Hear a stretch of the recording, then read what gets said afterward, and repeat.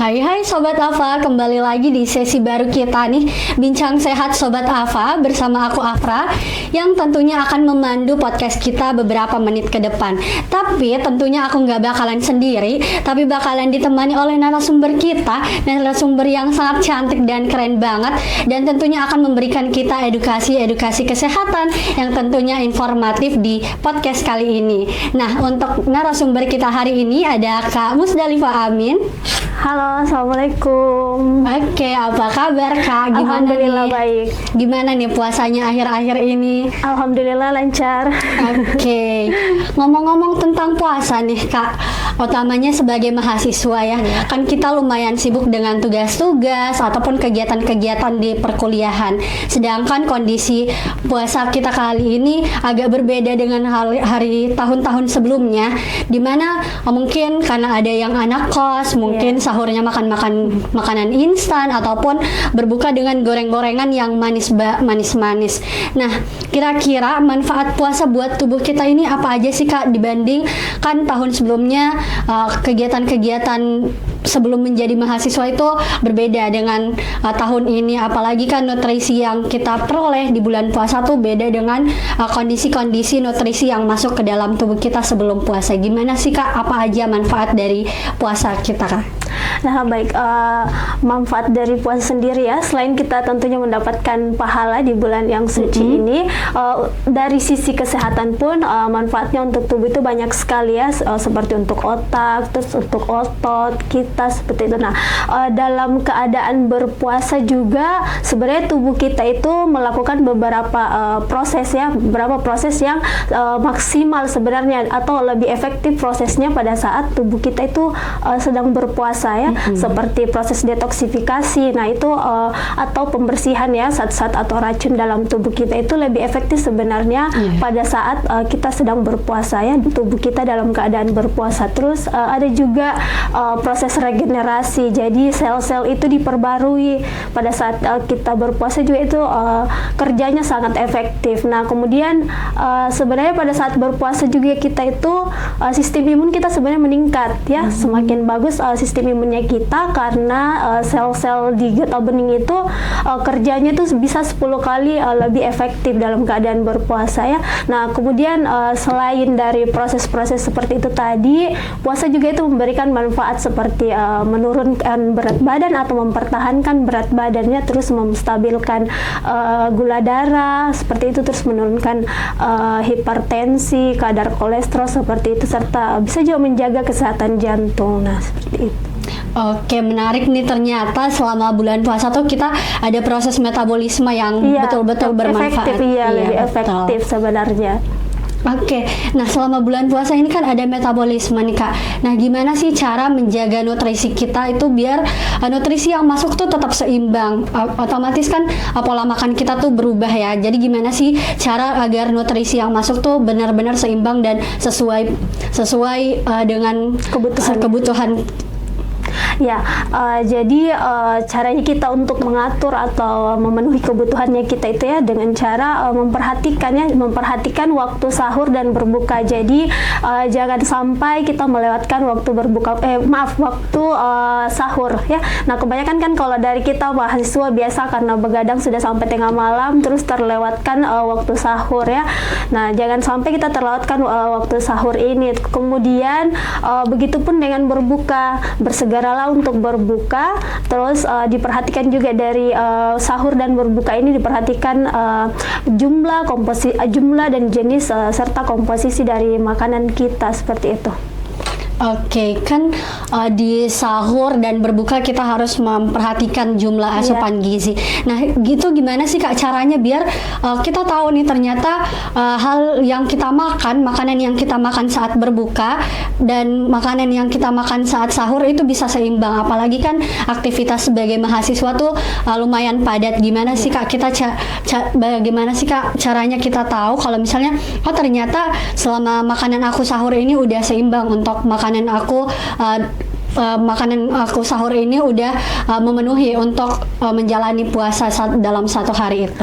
Nah, sebenarnya di Indonesia ya, kita ini sudah ada dari pemerintah panduan untuk makan ya, yang dikeluarkan khususnya dari Kementerian Kesehatan, yaitu gizi seimbang ya. Nah, di dalam gizi seimbang sendiri itu ada pengaturan mengenai isi piringku ya.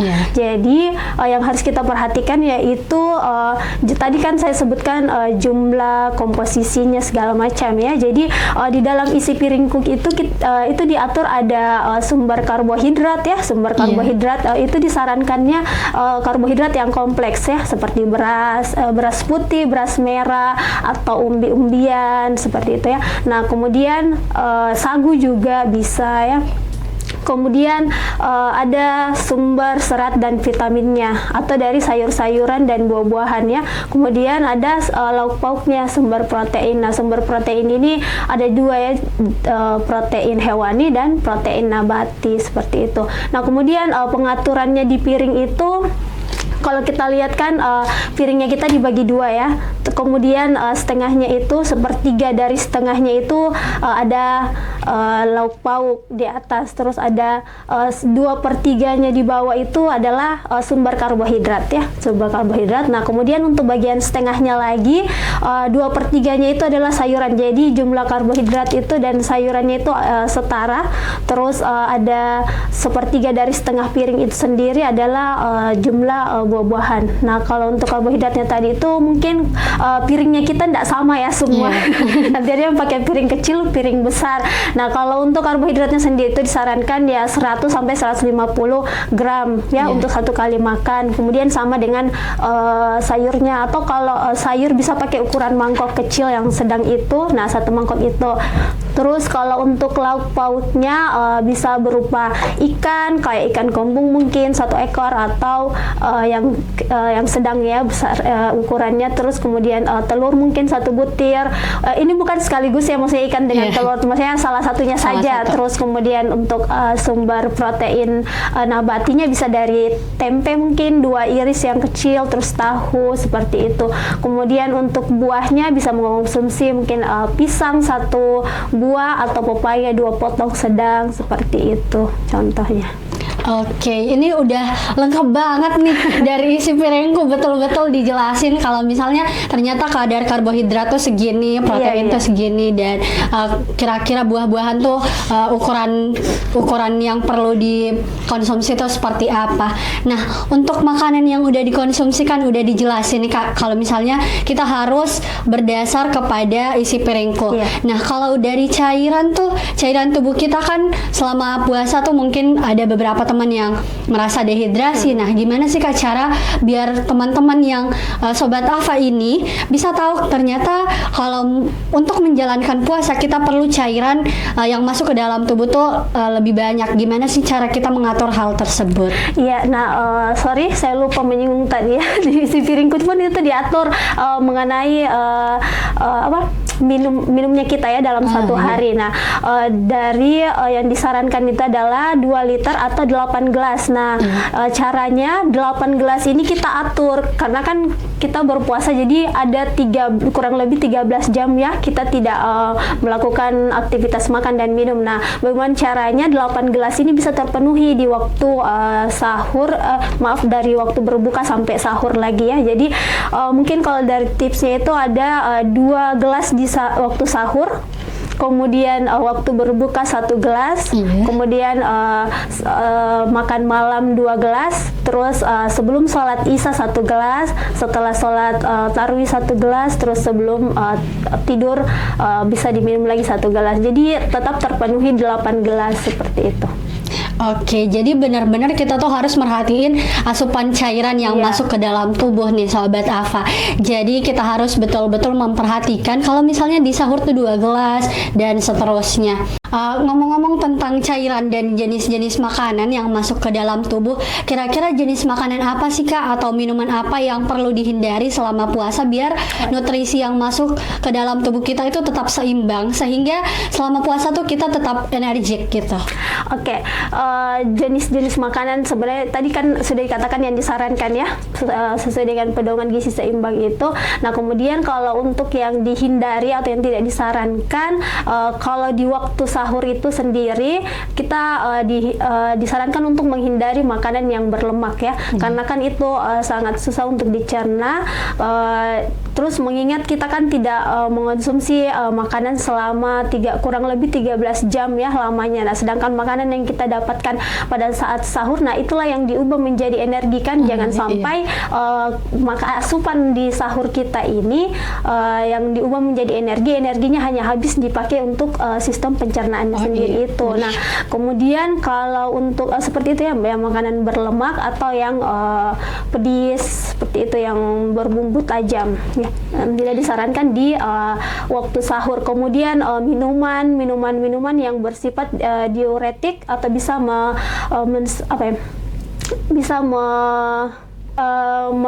merangsang ya, atau mensimulasi diuretik itu bisa membuat kita sesering mungkin membuang air kecil seperti itu. Nah, itu kan bisa membuat tubuh kita lebih cepat terdehidrasi seperti itu. Nah, kemudian junk food juga ya, karena kan itu kalorinya sangat tinggi, tapi zat gizi yang lainnya itu sangat kurang untuk tubuhnya kita seperti itu. Jadi tidak seimbang. Nah, kemudian kalau untuk berbuka puasa yang perlu dihindari itu makanan yang terlalu manis ya. Sebenarnya kan prinsip dari berbuka puasa sendiri itu kita hanya mau menaikkan dulu gula darah kita ya, atau glukosa dalam darah yang sempat turun ya, karena lamanya kita tidak ada asupan. Nah, bukan berarti kita bisa memakan semua makanan yang manis, minuman manis, terus makanannya manis seperti itu. Mungkin kita pakai air putih, terus bisa konsumsi kurma ya. Nah, kemudian buah-buahan juga, tapi buah-buahannya disarankannya jangan dicampur lagi dengan sirup-sirup yang sangat manis ya, karena kan buah-buahan sendiri itu udah manis. Iya, udah manis, sudah ada kandungan glukosanya sendiri seperti itu. Oke, ngomong-ngomong tentang makanan dan nutrisi gizi seimbang yang masuk ke dalam tubuh nih Kak. Nah, kira-kira kan tadi Kak Iva sudah jelasin kalau misalnya ternyata ada beberapa makanan yang menjadi pantangan. Nah, kira-kira kalau misalnya makanan-makanan ini masuk ke dalam tubuh saat sahur ataupun berbuka, apa aja sih Kak dampak yang bisa diterima oleh tubuh kita ketika makanan tersebut berlebihan dikonsumsi? Baik, ketika konsumsinya kita tidak seimbang ya, jadi tubuh kita itu bisa terjadi peningkatan asam lambung ya, kemudian memicu terjadinya GERD. Nah, kemudian juga bisa terjadi hiperglikemia pada saat mungkin kita berbuka puasa itu terlalu banyak mengonsumsi yang manis-manis seperti itu. Nah, kemudian bisa juga terjadi dehidrasi apabila tadi asupan cairannya kita tidak tercukupi ya.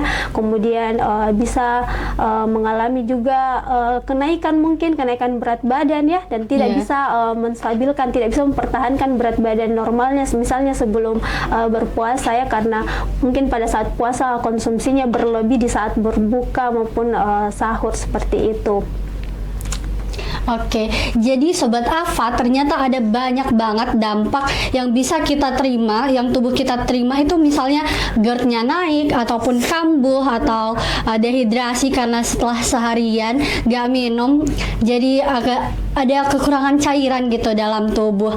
Nah, kira-kira Kak, gimana sih cara kita mengatasi dampak negatif ke tubuh kita selama menjalankan ibadah puasa ini? Ada gak sih tips untuk menjalankan ibadah puasa ini biar makanan yang kita konsumsi ataupun nutrisi yang masuk ke dalam tubuh kita itu tetap seimbang? Nah, tipsnya mungkin sudah dari awal ya kita sebutkan, tapi kita simpulkan saja. Mungkin tipsnya agar kita tetap berpuasa yang bisa lebih sehat dan bugar. Yang pertama itu kita harus memperhatikan konsumsinya kita ya. Kita harus melakukan diet yang seimbang ya, sesuai dengan pedoman gizi seimbang. Kemudian memperhatikan asupan cairannya kita. Iya.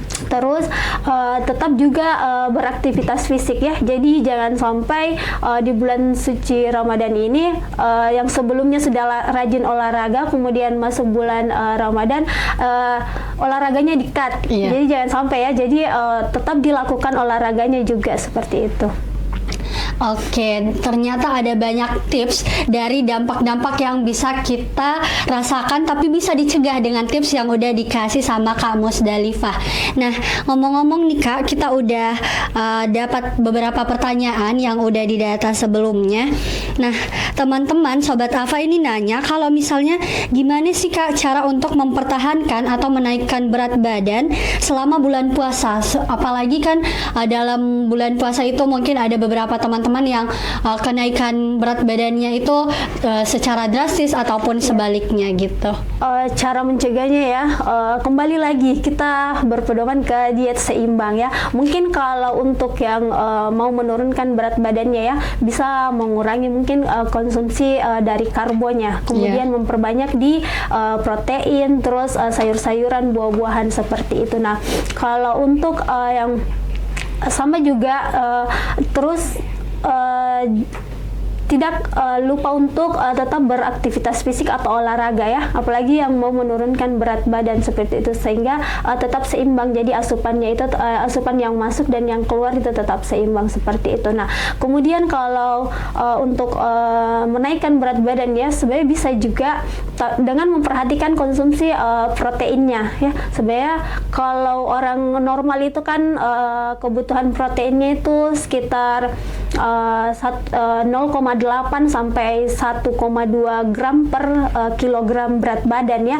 Jadi kalau untuk orang yang ingin menaikkan berat badan itu kebutuhan proteinnya bisa ditambah. Jadi bisa sekitar 1,4 sampai 1,8 gram per kilogram berat badannya. Jadi seperti itu. Mungkin bisa dimodifikasi di asupan proteinnya. Oh iya, berarti poin inti dari menaikkan ataupun menurunkan berat badan ini dari konsumsi protein yang masuk ke dalam tubuh. Iya. Oke. Dan tetap memperhatikan juga sumber karbo dan lemaknya ya. Oke, nah ngomong-ngomong nih Kak, terkait berat badan, mungkin ada beberapa teman-teman ataupun Sobat Afa yang mengalami ternyata lemak di perut selama bulan puasa ini benar-benar mengganggu. Nah, gimana sih cara untuk mengatasi hal tersebut? Ya, kalau lemak perut mungkin di luar bulan puasa pun kita masih terganggu ya dengan lemak perut ini. Nah, sebenarnya kalau untuk lemak sendiri itu sebenarnya tidak ada ya treatment atau olahraga khusus yang kita khususkan untuk menghilangkan lemak perut atau lemak maupun lemak di bagian tubuh yang tertentu seperti itu. Nah, kalau untuk lemak sendiri itu ya kita lakukan olahraga dan kita tidak bisa atur lemak mana yang akan terbakar pada saat kita olahraga seperti itu. Jadi tetap saja olahraga dan tetap perhatikan konsumsinya. Oke, ngomong-ngomong tentang olahraga, apalagi di bulan puasa ini, kita perlu nggak sih Kak untuk mengurangi durasi olahraga? Apalagi kan otomatis akan banyak energi yang keluar selama olahraga. Kira-kira ada nggak sih tips untuk tetap ngejalanin olahraga di bulan puasa?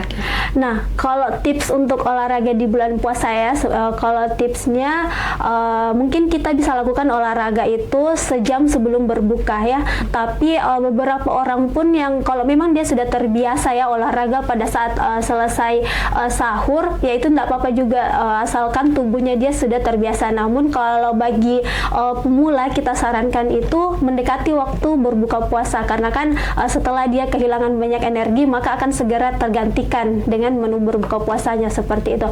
Kemudian kalau untuk frekuensinya mungkin bisa 3-4 kali seminggu atau lebih bagus lagi kemudian itu mungkin minggu pertama, kemudian minggu kedua bisa ditingkatkan lagi frekuensinya menjadi setiap hari. Nah, kalau untuk masalah durasinya ya mungkin bisa 30 sampai 1 jam, 30 menit sampai 60 menit ya.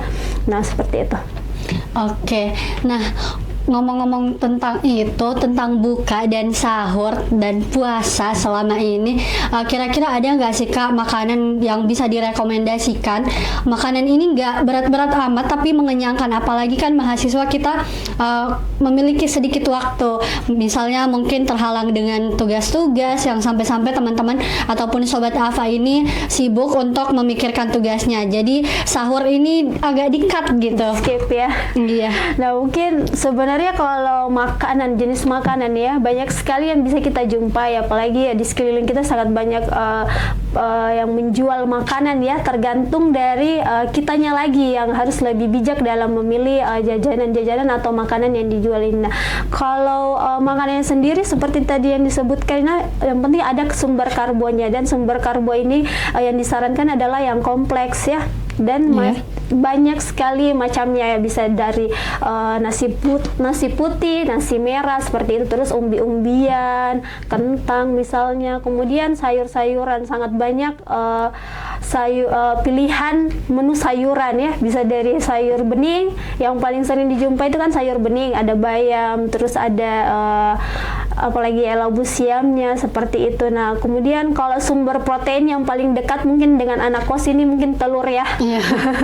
Telur, jadi bisa mungkin di kosnya disediakan telur setiap saat seperti itu. Terus tapi sebenarnya banyak juga, bisa juga didapatkan dari luar ya, karena kan tadi saya sebutkan sudah sangat banyak sekali penjual di sekelilingnya kita. Kemudian untuk buah-buahan, nah ini sih yang biasa agak jarang ya terpenuhi sama anak-anak mahasiswa, apalagi yang ngekos ya. Kalau buah-buahan sebenarnya tidak perlu yang mahal-mahal ya, dan kita lebih banyak buah-buahan yang tidak musiman kayak pisang, pepaya, itu kan tidak mesti menunggu musimnya, dan itu sangat baik juga. Apalagi kalau di bulan Ramadan ini sangat banyak buah kurma, nah itu juga boleh dikonsumsi. Oke, jadi ada banyak makanan yang sebenarnya nggak perlu mahal-mahal tapi masih bisa dikonsumsi untuk memenuhi kebutuhan tubuh kita selama bulan puasa. Ataupun teman-teman bingung nih, kira-kira buah apa yang harus aku konsumsi? Teman-teman bisa mengonsumsi buah-buah yang nggak musiman, misalnya pisang ataupun pepaya. Jadi nggak usah nunggu buah-buah musiman seperti durian ataupun sebagainya ya, karena itu akan mengganggu juga proses puasa kita kalau kalian konsumsi yang berlebih gitu. Nah, untuk pertanyaan selanjutnya nih Kak, gimana sih cara kita tahu kalau tubuh kita ini udah tercukupi nutrisinya selama bulan puasa? Apa ada tanda-tanda yang signifikan yang bisa kita ketahui secara langsung gitu? Mungkin tanda-tanda fisiknya bisa kita lihat, mungkin salah satunya dari berat badan ya. Berat badan kita tidak menurun atau tidak naik secara drastis juga ya. Terus mungkin dari fungsi tubuh kita tidak cepat merasa lelah, letih, lesu seperti itu. Nah itu bisa kita jadikan sebagai indikator juga bahwa asupannya kita itu sudah tercukupi. Terus tentu saja dari keadaan tubuh kita terhidrasi atau tidak ya. Nah itu juga bisa jadi indikator apakah kita sudah cukup nih asupan cairannya seperti itu. Dan kita kita masih bisa aktif juga melakukan, maksudnya semua aktivitas kita di luar bulan Ramadan itu masih kita lakukan juga di bulan puasa. Mungkin itu juga bisa dijadikan sebagai indikator ya bahwa kita sudah tercukupi asupannya. Oke, jadi benar-benar ada cara yang harus kita terapin selama di bulan puasa ini biar nutrisi yang masuk ke tubuh kita itu tetap seimbang. Nah, ini ada satu pertanyaan nih Kak yang menarik. Apakah gizi seimbang menjamin umur panjang? Nah, kalau misalnya iya, faktanya teman-teman Sobat Afa ini ada menemukan bahwa orang-orang yang dengan gizi tidak seimbang tapi ternyata umurnya lebih panjang gitu. Gimana itu Kak? Nah, kalau berbicara menjamin umur panjang ya, nggak ada yang tahu. Nggak ada yang tahu, dan itu di luar kuasanya kita. Itu hanya benar. Allah yang maha mengetahuinya. Nah, tapi kita kan dari kesehatan masyarakat nih, kita melakukan preventif. Nah, salah satu tujuan kita untuk memperbaiki pola makan, gaya hidup atau perilakunya kita, itu kan salah satunya untuk meningkatkan angka harapan hidup kita ya, angka harapan harapan hidup dengan cara mengurangi angka kesakitan. Nah, tujuannya ya harapannya kita supaya umurnya kita lebih panjang. Tapi kalau dengan kata menjamin atau tidaknya ya itu di luar kuasanya kita ya. Maksudnya kita kan sudah ikhtiar dan berdoa. Nah, ikhtiarnya kita ya dengan melakukan pola hidup yang baik, pola konsumsi yang seimbang dan perilaku kesehatan yang baik seperti itu. Oke, jadi ada banyak hal-hal edukatif ya selama podcast ini, dan ada banyak poin yang bisa kita highlight. Misalnya teman-teman selama bulan puasa ini harus konsumsi makanan yang seimbang, gak perlu yang mahal-mahal tapi ada kok di sekitar kita gitu. Dan yang paling menarik ini kalau misalnya teman-teman harus catat nutrisi yang masuk ke dalam tubuh kita itu gak menjamin bahwa umur kita akan panjang, tapi akan menjamin bahwa angka harapan hidup itu akan bisa meningkat ataupun setidaknya tidak menurun angka harapan hidup kita. Oke, jadi untuk sesi kali ini sangat-sangat insightful. Sobat Afa, terima kasih karena sudah mendengarkan. Terima kasih juga kamu Sudali Pak Amin atas info dan ilmu-ilmu yang sangat edukatif, apalagi selama menjalani bulan Ramadan. Oke, sampai jumpa di sesi selanjutnya. Just the two of us.